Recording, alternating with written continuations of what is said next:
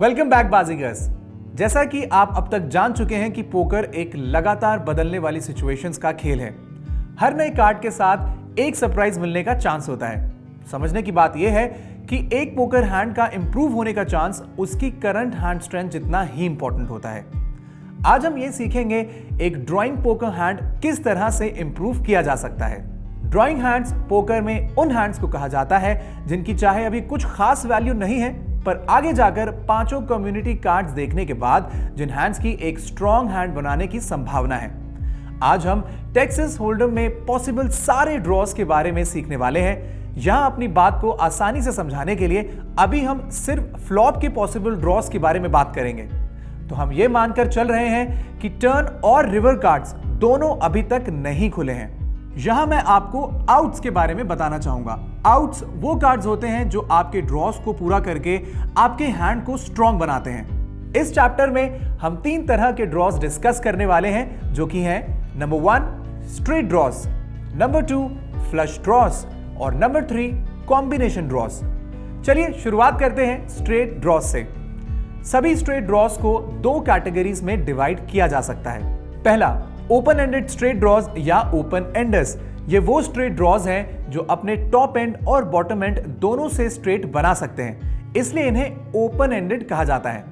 अगर आपके पास community cards और होल कार्ड्स को मिलाकर 4 कार्ड्स एक सीक्वेंस में हैं, तो आप 2 तरीकों से स्ट्रेट बना सकते हैं। फॉर एग्जाम्पल, अगर आपके पास है 9 of spades and 10 of spades और फ्लॉप है 8 of hearts, 7 of hearts and S of clubs, यहां अभी तक आपकी हैंड स्ट्रेंथ है हाई कार्ड, पर आप आने वाले कार्ड्स पे इंप्रूव करके किसी भी 6 या जैक से स्ट्रेट बना सकते हैं। एक डेक में 4 जैक्स और 4 6s होते हैं, तो यहां ये 8 कार्ड्स आपकी स्ट्रेट बना सकते हैं। दूसरा स्ट्रेट ड्रॉ होता है गट शॉट स्ट्रेट ड्रॉ। ये ड्रॉज सिर्फ 4 कार्ड से ही एक स्ट्रेट बना सकता है।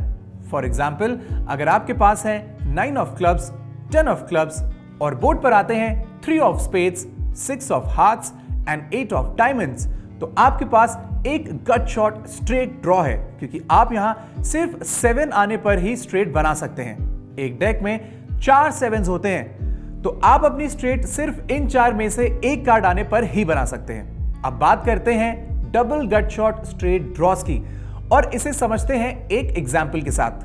मान लीजिए आपके पास है king of diamonds and 7 of clubs और फ्लॉप आता है 10 of spades, jack of spades and 9 of spades, तो आपके पास यहां पे एक double gut shot straight draw है, क्योंकि आप यहां कोई भी क्वीन या कोई भी 8 आने पर एक स्ट्रेट बना सकते हैं। यानी कि 4 क्वींस या 4 8s में से कोई भी कार्ड आपके हैंड की स्ट्रेंथ को इंप्रूव कर सकता है। Double gut shot straight draw open ended straight draw जितना ही स्ट्रॉन्ग माना जाता है।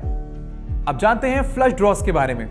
जब आपके पास फ्लश बनाने के लिए जरूरी 5 कार्ड्स में से 4 कार्ड्स हैं, तो उससे एक फ्लश ड्रॉ कहा जाता है। फॉर एग्जाम्पल, अगर आपके पास ace of hearts, king of hearts है और फ्लॉप आता है 2 of hearts, jack of hearts and 9 of spades, आपके पास एक फ्लश ड्रॉ है।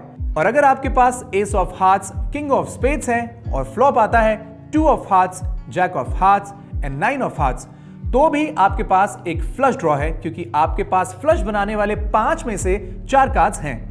फ्लश ड्रॉज को जनरली स्ट्रॉन्ग माना जाता है, खासकर जब उनमें ब्रॉडवे कार्ड्स भी हों। जैसा कि आप जानते हैं, पोकर में 10 या उससे ऊपर की रैंक के किसी भी कार्ड को ब्रॉडवे कार्ड कहा जाता है। ब्रॉडवे कार्ड्स हैं 10, jack, queen, king and ace. अगर आपका ड्रॉ एक से ज्यादा मेड हैंड्स बना सकता है, तो उसे एक कॉम्बिनेशन ड्रॉ या कॉम्बो ड्रॉ कहा जाता है। कॉम्बिनेशन ड्रॉज, जैसा कि नाम से ही पता चलता है, एक से ज्यादा ड्रॉज के कॉम्बिनेशन को कहा जाता है। जब आपके पास एक स्ट्रेट के साथ साथ एक फ्लश भी बनाने का चांस हो, तो ये पोकर में एक रेयर ड्रॉ होता है। ये ड्रॉज कई सिचुएशंस में मेड हैंड से भी ज्यादा स्ट्रॉन्ग हो सकते हैं। इन ड्रॉज को स्ट्रेट फ्लश ड्रॉ कहा जाता है। फॉर एग्जाम्पल, अगर आपके पास jack of hearts, 10 of hearts हैं और फ्लॉप आता है queen of hearts, king of hearts और 3 ऑफ स्पेड्स।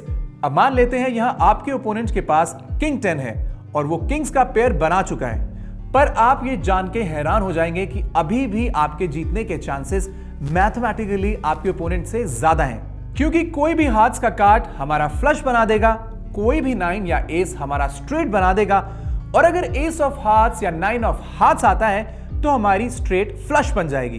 पर ध्यान रखें, स्ट्रेट और फ्लश दोनों ड्रॉज के होने का मतलब यह नहीं है कि आपके पास एक स्ट्रेट फ्लश ड्रॉ भी जरूर होगा। फॉर एग्जाम्पल, अगर आपके पास है king of spades, 6 of spades और बोर्ड है 8 of spades, 7 of spades and 9 of diamonds, तो आपके पास एक स्ट्रेट ड्रॉ भी है और एक फ्लश ड्रॉ भी है, पर स्ट्रेट फ्लश ड्रॉ नहीं है। इसको ध्यान में रखें, यह इंफॉर्मेशन आपके बहुत काम आएगी। ड्रॉस खेलते वक्त हमारे पास 2 ऑप्शंस होते हैं, या तो हम उसे चेक कर सकते हैं या उसे रेस कर सकते हैं। जब हम अपने ड्रॉस को चेक करते हैं तो हमारे पास हैंड जीतने का सिर्फ एक तरीका होता है, और वो है बेटर हैंड बनाकर शोडाउन पर अपने ओपोनेंट को बीट करना।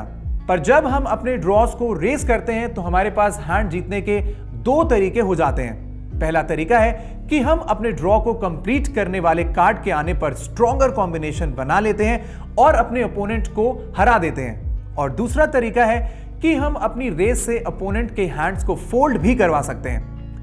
अगर वो फोल्ड कर जाते हैं तो हम वो पॉट वहीं जीत जाते हैं, और अगर वो फोल्ड नहीं करते हैं तो हम अपना ड्रॉ इंप्रूव करके उन्हें बीट भी कर सकते हैं। एक्सपीरियंस के साथ आप ये सीख जाएंगे कि कब आपको ड्रॉज के साथ रेस करना चाहिए और कब आपको चेक करना चाहिए।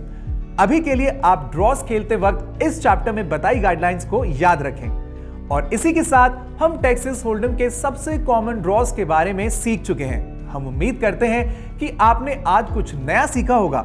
Thanks for watching and I will see you in the next one.